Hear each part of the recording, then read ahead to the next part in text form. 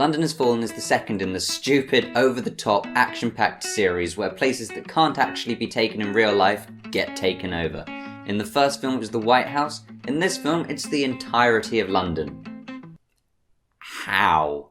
With security at unprecedented levels, this isn't just a gathering of the world's most powerful leaders, it is the most protected event on Earth. Welcome to London, Mr. President. What's wrong? Nothing.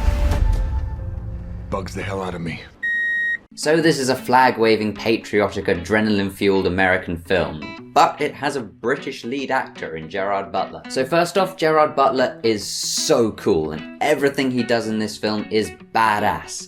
He doesn't do much acting, but this film isn't really about the acting. Aaron Eckhart is actually very good in these films, and although the script is slightly wonky in places, and some places it's just non-existent, like you can imagine they just wrote "big explosion" on the script and just thought, that'll do.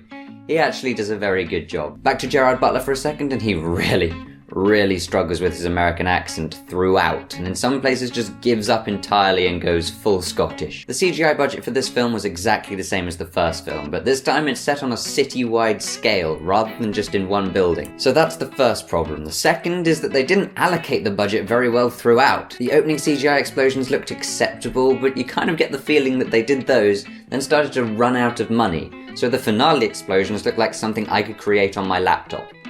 Some of the characters are completely pointless. There's an MI6 agent who, by the way, MI6 do external security, MI5 do internal, so wrong security service there. She just wanders around fixing the occasional problem that needs fixing for the story to progress. The trailer for this also had a badass shot of Royal Guards kicking ass, but they didn't really show up in this film at all. And the SAS. The finale of this film involved 40 SAS soldiers going up against, they said, about 100 bad guys, who we assume are just your standard terrorists. A lot of SAS guys died. SAS guys don't die.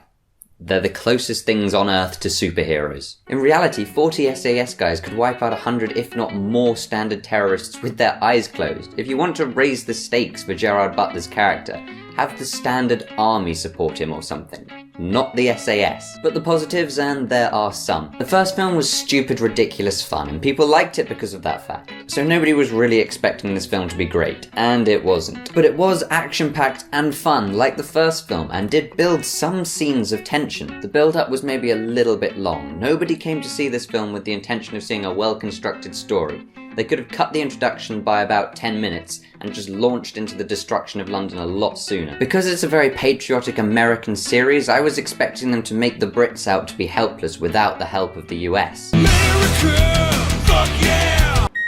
But it was actually very respectful to the fact that Brits can sort out their problems by themselves sometimes. Other than that, it was just a fun, stupid, ridiculous action sequel that nobody needed, but if you're bored and want to watch some mindless violence on the big screen, it does the trick. What's next? Probably Paris Has Fallen, or Hong Kong Has Fallen, or Sydney Has Fallen is actually probably the most likely, because then they don't have to write the majority of the script in a foreign language. London Has Fallen gets a 64.